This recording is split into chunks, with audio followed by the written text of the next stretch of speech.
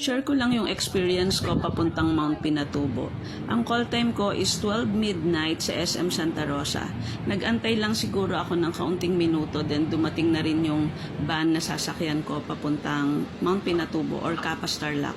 Marami ring joiners na dinaanan kaya may time para makapag-restroom. Ayan. And then, biyahe namin from 12 midnight, dumating kami siguro 4:45 AM dito sa Capas Tarlac. And then, nagkain lang kami ng breakfast dahil yung breakfast free na siya doon sa binayaran namin sa Travelers Services.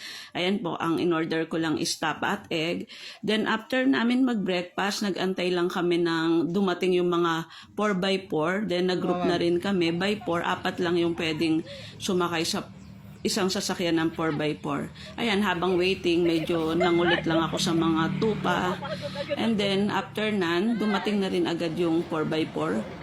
Hindi ka pwedeng mamili kung ano yung sasakyan mo. Buti na lang at napatapat sa amin yung open yung yung 4x4. Parang mas mai-enjoy mo yung view kasi open siya. Yun nga lang, maalikabok talaga.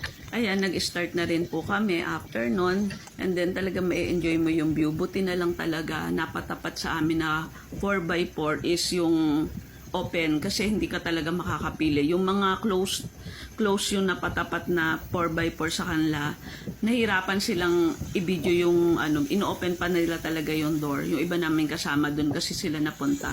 By force lang kasi yung groupings namin. And then ayan, stop over kami dito daw to sa Toblerone Mountain. Sinasabi nila Toblerone Mountain daw. Nag-stop over talaga.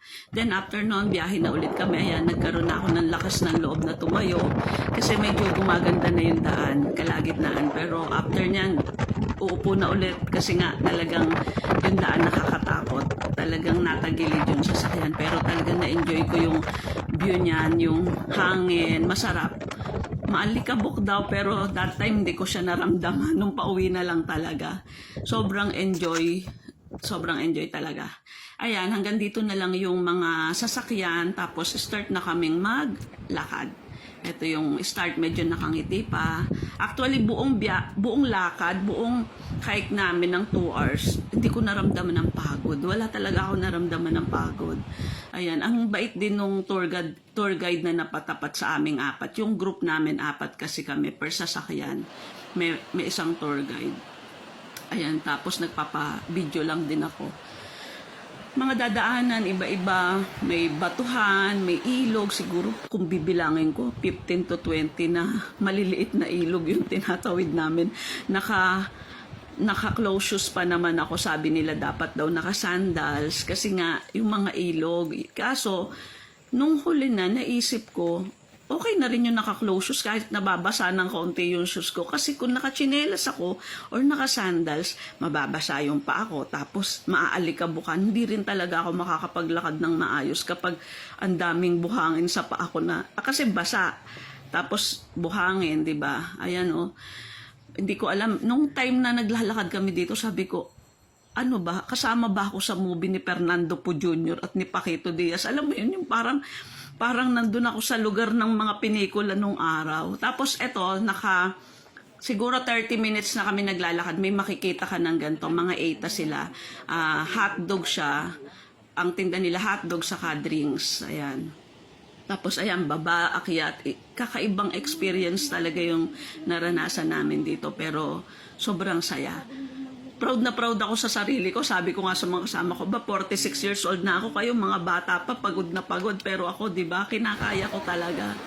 Ayan, ako lang yung, hirap nga lang talaga pag naka-rubber shoes tulad yan. Kasi nga, iniingatan kong mabasa. Although, yung paunti-unti nababasa rin.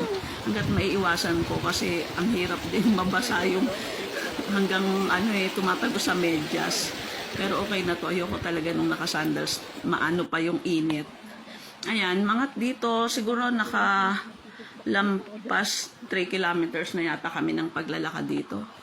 Parang naka 1 hour na, parang ganun. Iba-iba kasi bawat area iba-iba. Merong parang desierto, merong puro malaking bato, merong maliliit na bato, pero ang dami namang ilog na tatawirin. Dito, lahat halos tong video ko papunta, so hindi pa hindi pa ako ganun kapagod. Ang laking tulong sa akin nung tungkod na hawak ko. Ito yung paakyat na kami, yung pwede matatanaw mo na talaga yung crater ng Mount Pinatubo. Pero yan, nung papunta na parang malapit na pero hingal na ako. Ay, sobrang saya yan po. Sulit naman. Meron pa siyang pinakababa pero hindi ko na trinay. Sabi ng tour guide, paakyat daw noon. Pag bumaba ako doon, pag umakyat daw, sobra daw talagang mahihirapan ako. So, hanggang dyan na lang. Ayan, nung pabalik, ito na lang yung na-video ko kasi talagang hindi ko na kayang mag-video. Gusto ko na nga lang gumulong eh. Tapos may mga nakasalubong kami nung mga around 11 to 12 na to eh. Ang daming riders. Hanggang dun sa dulo. Ang galing nilang magmotor. Grabe. Yun lang. Yun lang. Share ko lang yung experience ko. Best experience talaga yung naranasan ko.